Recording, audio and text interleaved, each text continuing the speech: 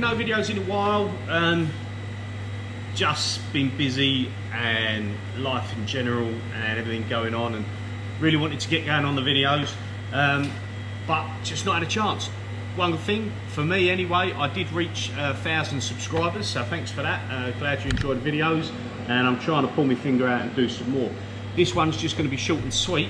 I bought this rotary positioner a while ago for welding up tanks and things like that. I'll just show you quickly here.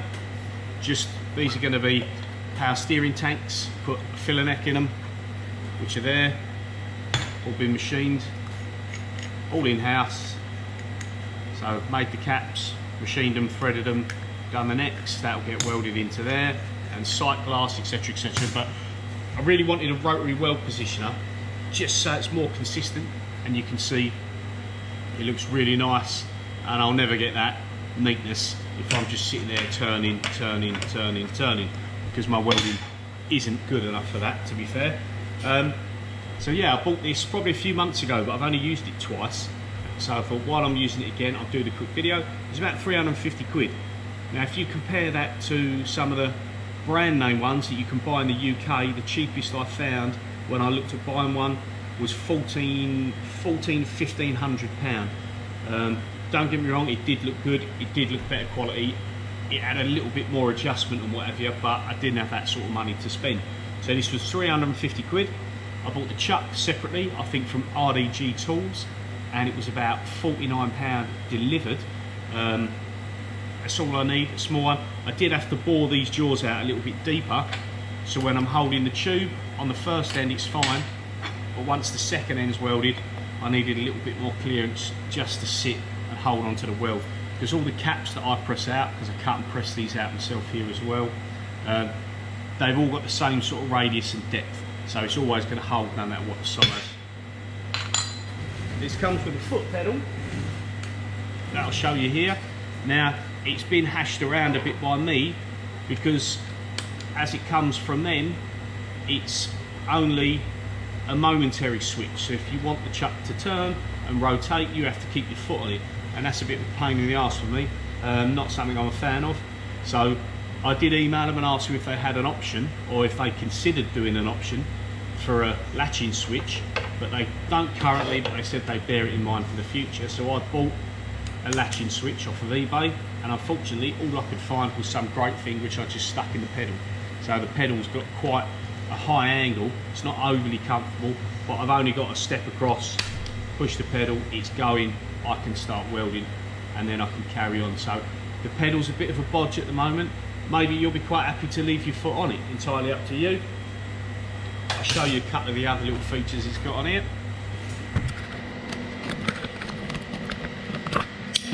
So this was on eBay from the Czech Republic, or Prague or somewhere. I can't remember the user. I did have a look to see which one it was, but the purchase was over 2 months old, so I can't see the details any longer. But it is good quality. The user that I dealt with was really good. So we've got on and off, forward and back for the rotation, and then the power input 110, 220, which I'm running it off. It comes with a foreign plug, but I've just got an adapter in the wall up there. So if I turn this off quick, there's my foot switch gone. There's my adapter, and that's what it comes with. So I bought 2 of them off eBay for I think £2.50 delivered, so ridiculously cheap. And that's the make of the ones I got. On the back you've got speed adjustment. Now it doesn't really need to go fast, but it does go quite fast. I'm not going to play with it there because I've got it where I like it. Then you've got your power adapter in, and then this is your screw-in adapter for your foot pedal, which I didn't have done up. Some more details on there. So this is Sherman Profi Tech Weld, Poland by the look of it. BY10 is the model number. It's probably not going to focus in great there because of the reflection. sorry about the poor quality, but BY10, load capacity, 10 kilos with the plate straight up, or the table straight up, 5 kilos if it's tilted at 90. It's 180mm diameter, and it will go 2 to 10 revolutions per minute. So yeah, if you're looking for a rotary weld positioner, I recommend one of these. They're not a lot of money, they'll pay for themselves soon enough if you're doing a lot of parts, or even if you just want to get nice neat parts.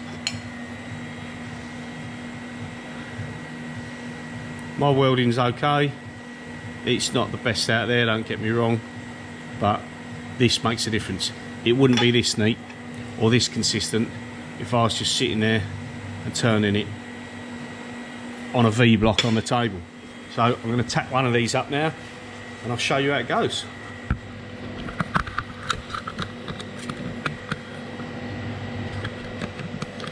Don't know where's going to be best positioning. Probably behind there. The hand's probably going to be in the way no matter what I do, so I do apologise about that.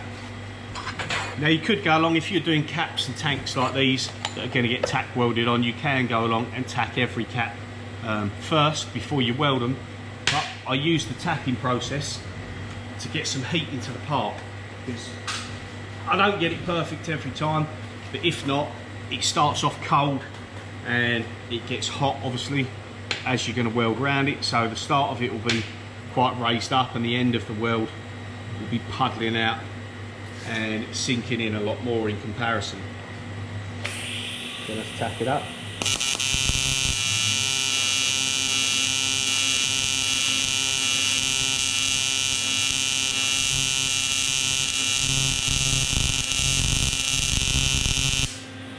Now let the tack go on for quite a while, and I've got pulse set up on this to keep consistency.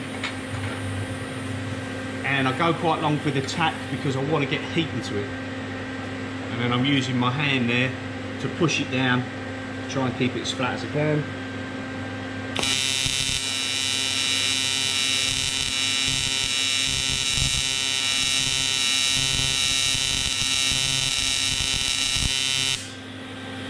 So you could make the tack on the first pulse or second pulse, to be fair, but like I said, trying to get heat into the part. And then I use my tick finger to pick it up, and it needs no pressure in the chuck whatsoever. I use this big block of steel to rest my hand on because it's solid and it won't move on me, so it's comfortable.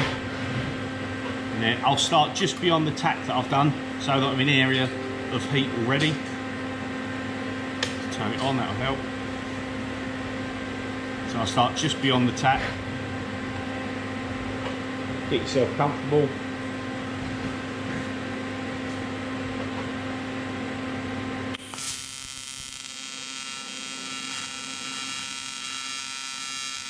then once it starts to wet out quite nicely, let it build up,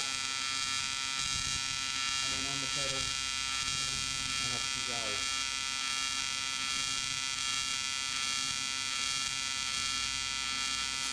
Now your torque can be cropped, so that shouldn't be too much of an issue. It's your filler of hand that you're going to try and keep steady and consistent. As it gets hotter and it wets out, you're going to want to add a little bit more filler if you can. You could back off the pedal, but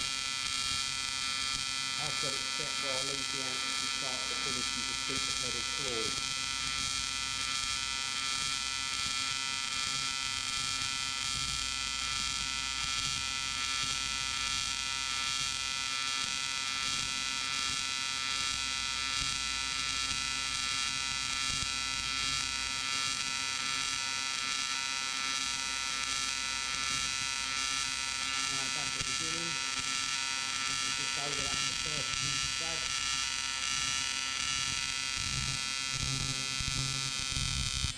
And then back off the pedal. I'm working on getting it neater where I finish, because obviously you're doubling up on the weld bead a little bit, but like I said, I'm not perfect, And this is more really to show you the positioner than it is to show my welding.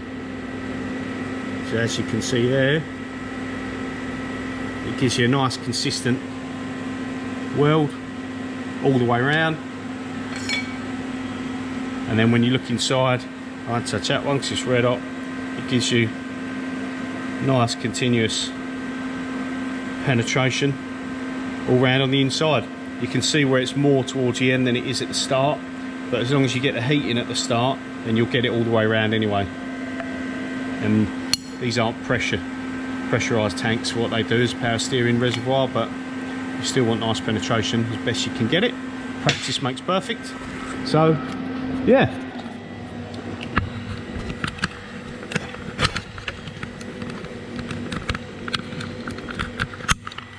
right, so quick video, rotary weld positioner, eBay job, £349, £50 for the chuck. Foot pedal you may or may not like. If you want to put a switch and just sort of lash it up like I did, I think the switch was a couple of quid and about 20 minutes to sort of get it put in there through the hole so it suits. Compressor. Yeah, cheers for watching, see you again soon.